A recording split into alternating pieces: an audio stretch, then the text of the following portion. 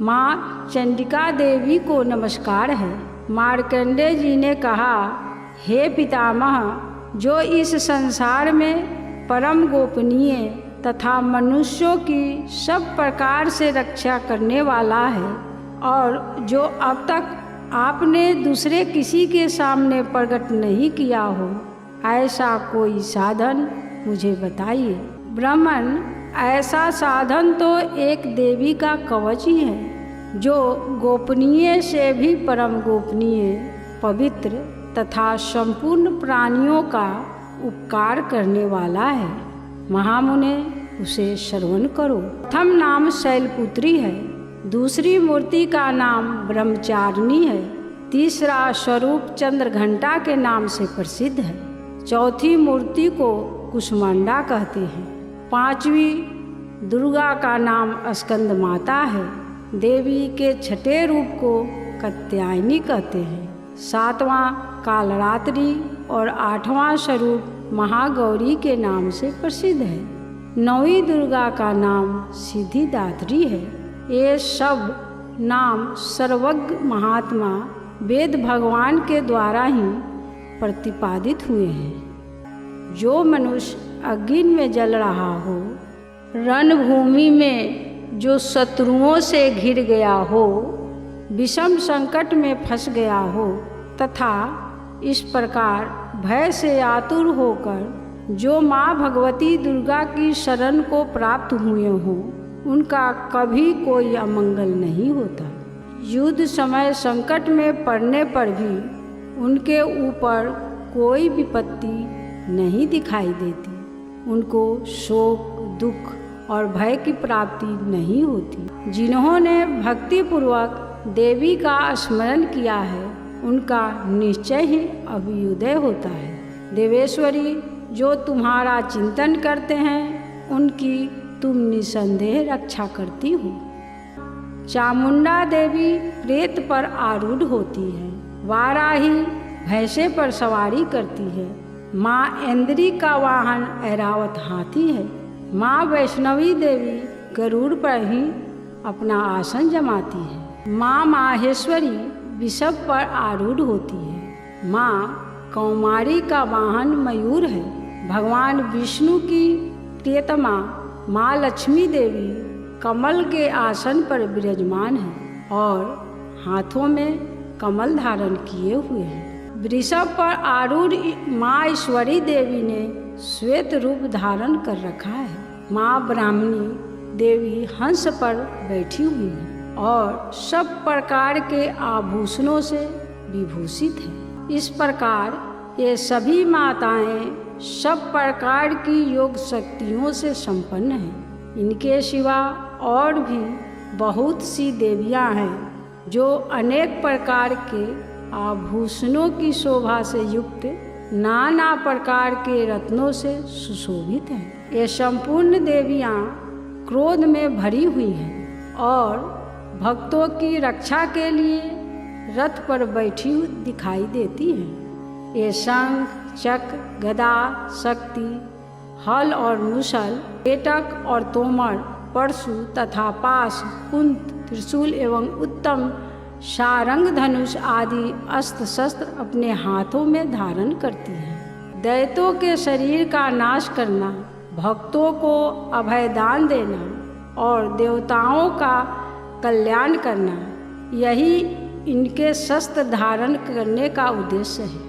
महान रौद्र रूप, अत्यंत घोर पराक्रम, महान बल और महान उत्साह वाली देवी, तुम महान भय का नाश करने वाली हो। माँ, तुम्हें नमस्कार है। माँ से इसी प्रकार से प्रार्थना विनती करनी चाहिए। तुम्हारी ओर माँ देखना भी कठिन है। शत्रुओं का भय बढ़ाने वाली माँ जगदम्बिका, मेरी रक्षा करो। पूर्व दिशा में माँ इंद्री शक्ति मेरी रक्षा करे। अग्नि कोण में माँ अग्नि शक्ति रक्षा करे। दक्षिण दिशा में माँ वाराही तथा नैऋत्य कोण में माँ खड्गधारिणी मेरी रक्षा करे।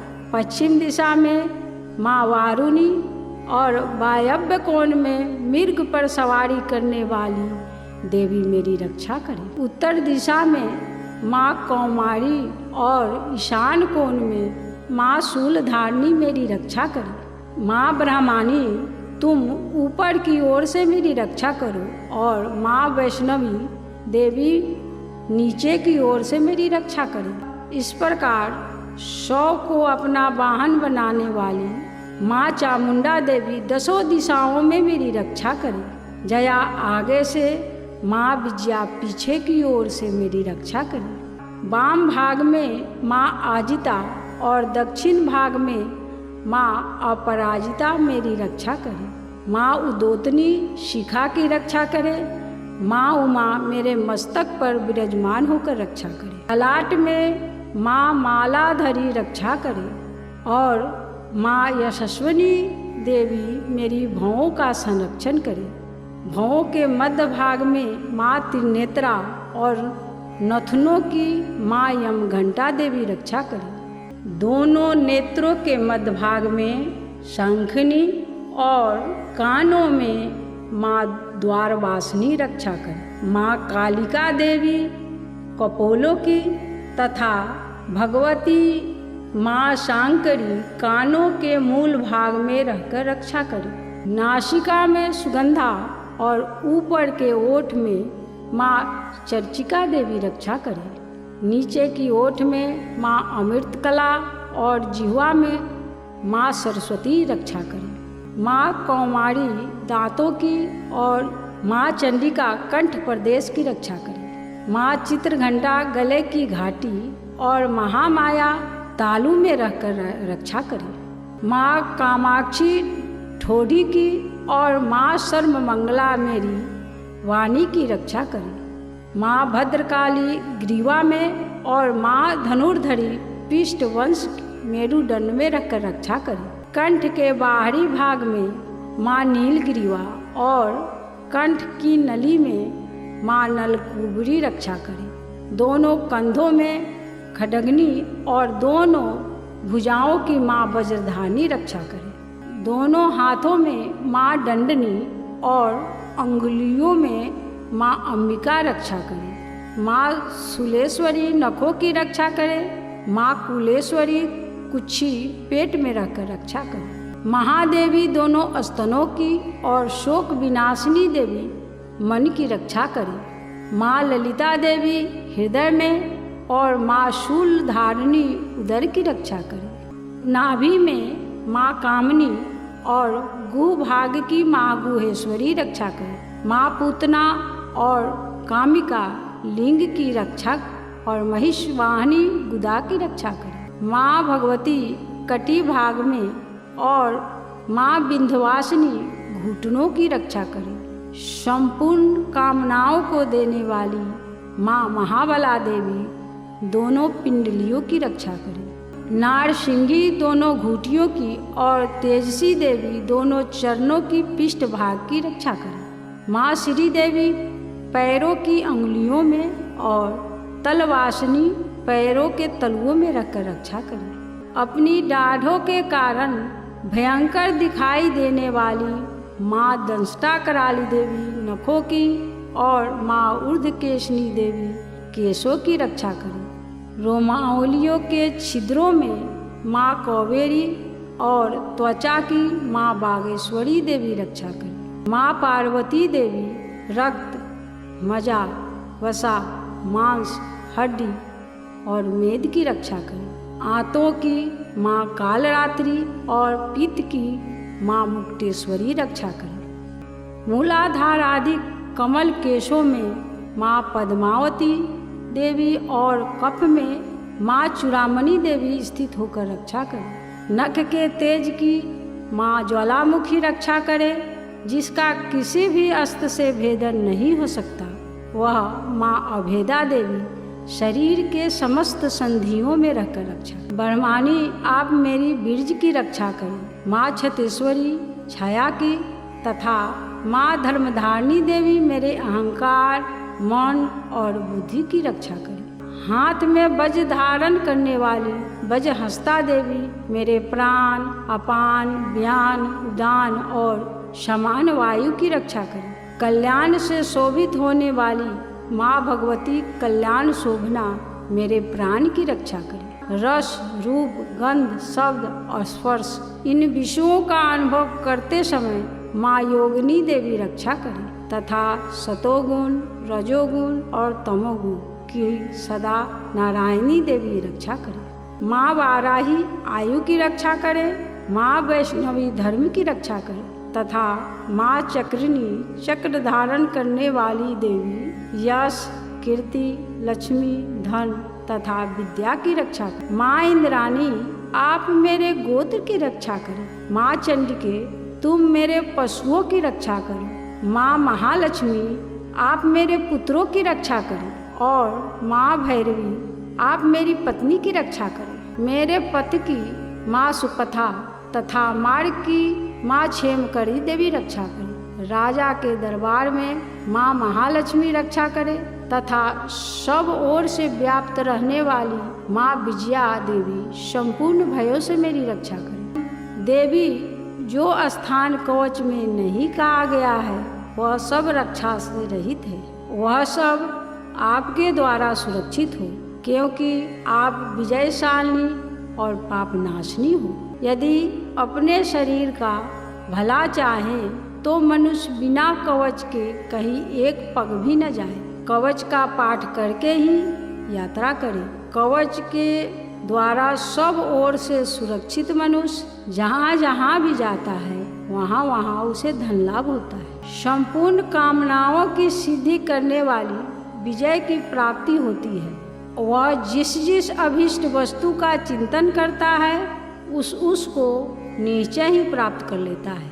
वह पुरुष इस पृथ्वी पर तुलना रहित महान ऐश्वर्य का भागी होता है। कवच से सुरक्षित मनुष्य निर्भय हो जाता है, युद्ध में उसकी पराजय नहीं होती तथा वह तीनों लोकों में पूजनीय हो जाता है। देवी का यह कवच देवताओं के लिए भी दुर्लभ है। जो प्रतिदिन नियम पूर्वक तीनों संध्याओं के समय श्रद्धा के साथ इसका पाठ करता है उसे दैवी कला प्राप्त होती है। वह तीनों लोकों में कहीं भी पराजित नहीं होता।